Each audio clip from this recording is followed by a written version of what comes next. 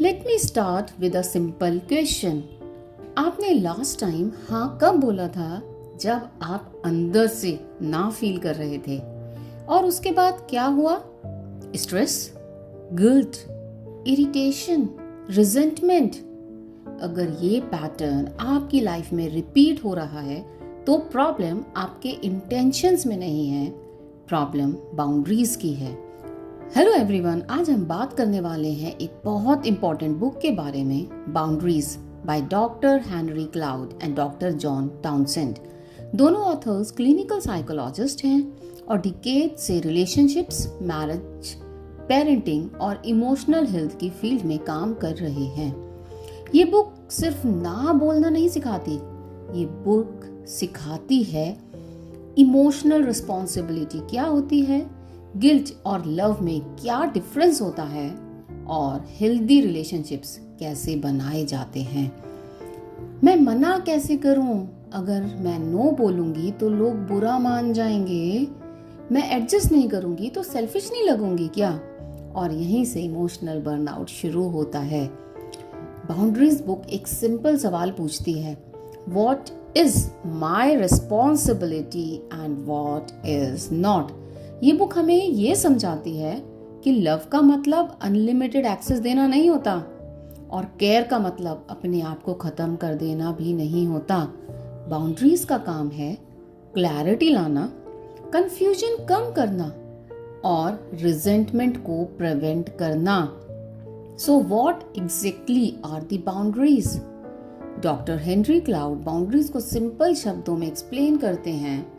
Boundaries का मतलब होता है where I end and where you begin, यानी मेरी रिस्पॉन्सिबिलिटीज क्या हैं और क्या मेरी रिस्पॉन्सिबिलिटीज नहीं हैं। बाउंड्रीज ये क्लियर करती है मेरी फीलिंग्स मेरी जिम्मेदारी है और आपकी फीलिंग्स आपकी जिम्मेदारी है। Now let's talk about core insights from the book. First, boundaries define responsibility. इस बुक का एक कोर प्रिंसिपल ये है, boundaries define what we are responsible for and what we are not. मैं रिस्पॉन्सिबल हूँ अपने थॉट्स के लिए, अपने इमोशंस के लिए, अपने डिसीजंस के लिए, और मैं रिस्पॉन्सिबल नहीं हूँ दूसरों के मूड के लिए, दूसरों के रिएक्शन के लिए और दूसरों की हैप्पीनेस के लिए। जब लोग ये डिफरेंस समझ लेते हैं तो उनका गिल्ट आधा हो जाता है। Second, why good people struggle with boundaries. सबसे ज्यादा बाउंड्री इश्यूज अच्छे लोगों को होते हैं। क्यों? क्योंकि उन्हें सिखाया गया होता है, अरे भाई एडजस्ट करो, सेक्रीफाइस करो, सबको खुश रखो। बट ऑथर कहते हैं, love without limits is not love, it is enabling. Means प्यार का मतलब हर चीज टॉलरेट करना नहीं होता।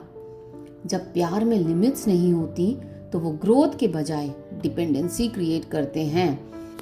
काउंसलिंग में भी ना मैं लोगों को यही समझाती हूँ कि भाई जब हम किसी के लिए अगर हर टाइम अवेलेबल रहते हैं, हर बार रेस्क्यू करते हैं, तो हम दूसरे पर्सन को ग्रो नहीं करने देते।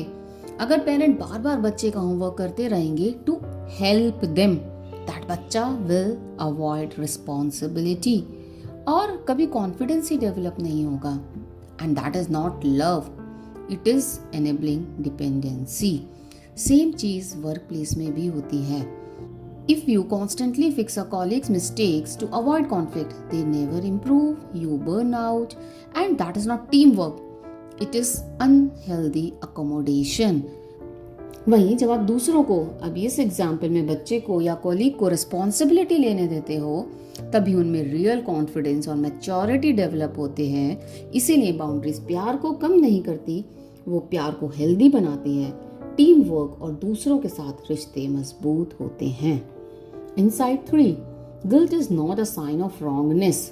बहुत लोग सोचते हैं अगर मुझे गिल्ट फील हो रहा है तो शायद मैं गलत हूँ, तभी तो गिल्टी हूँ ना। बस यही बिलीफ बाउंड्रीज को डिस्ट्रॉय कर देते हैं। कभी कभी गिल्ट सिर्फ ये दिखाता है कि आप पुरानी कंडीशनिंग से बाहर आ रहे हो, specially women, parents and care givers. उन्हें सिखाया जाता है एडजस्ट करो, समझो, सेक्रीफाइस करो।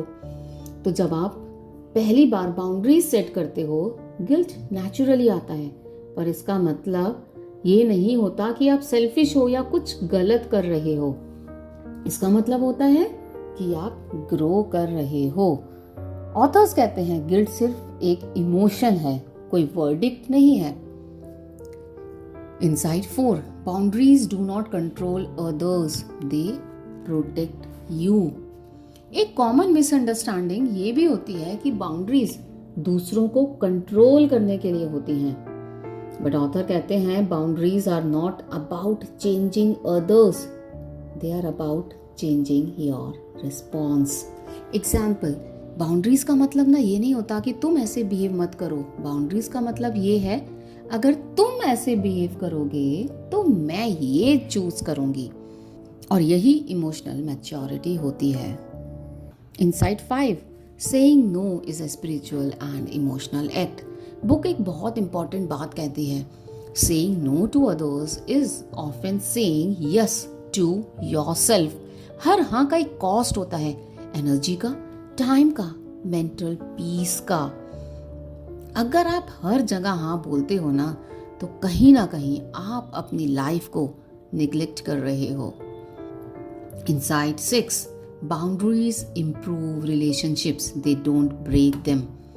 लोग डरते हैं कि बाउंड्रीज से रिलेशनशिप खराब हो जाएंगे, बट रियलिटी ये है वीक बाउंड्रीज रिलेशनशिप को डिस्ट्रॉय करती हैं, और स्ट्रॉन्ग बाउंड्रीज रिलेशनशिप्स को मैच्योर बनाती हैं। क्लियर बाउंड्रीज के साथ एक्सपेक्टेशंस क्लियर होती हैं, रिजेंटमेंट कम होता है, रिस्पेक्ट बढ़ता है, और कम्युनिकेशन वो भी इम्प्रूव होती है। हेल्दी रिलेशनशिप बाउंड्रीज से ही सर्वाइव करते हैं। Inside 7, types of boundary violations.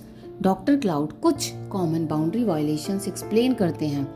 Over giving, taking responsibility for others emotions, fear based compliance, passive aggression. Counselling में जब लोग इन पैटर्न्स को पहचान लेते हैं तब हीलिंग स्टार्ट होती है। Inside 8, boundaries require consistency not explanation. एक और इम्पॉर्टेंट लेसन, आपको हर बाउंड्री को जस्टिफाई करना जरूरी नहीं होता। रिस्पेक्टफुल क्लैरिटी काफी है। जितनी ज्यादा एक्सप्लेनेशन उतनी ही ज्यादा मैनिपुलेशन का चांस। सो बाउंड्रीज हमें यह सिखाती है कि सेल्फ केयर सेल्फिशनेस नहीं होती, और लव का मतलब सेल्फ अबंडनमेंट नहीं होता। हेल्दी बाउंड्रीज का मतलब होता है क्लियर एक्सपेक्टेशंस, इमोशनल ओनरशिप और म्यूचुअल रिस्पेक्ट। आप दूसरों से तभी जेन्युइनली प्यार कर पाते हो जब आप खुद के साथ भी ऑनेस्ट होते हो। सो अगर ये वीडियो आपको रिलेटेबल लगा तो शायद आपको बाउंड्रीज की ज़रूरत है, परमिशन की नहीं। और कमेंट्स में ज़रूर शेयर कीजिए कौन सी बाउंड्री आपके लिए सबसे मुश्किल लगी। और हाँ, याद रखिए, जो चीज़ आप प्रोटेक्ट नहीं करते वो धीरे धीरे ड्रेन हो जाती है। Thank you for listening.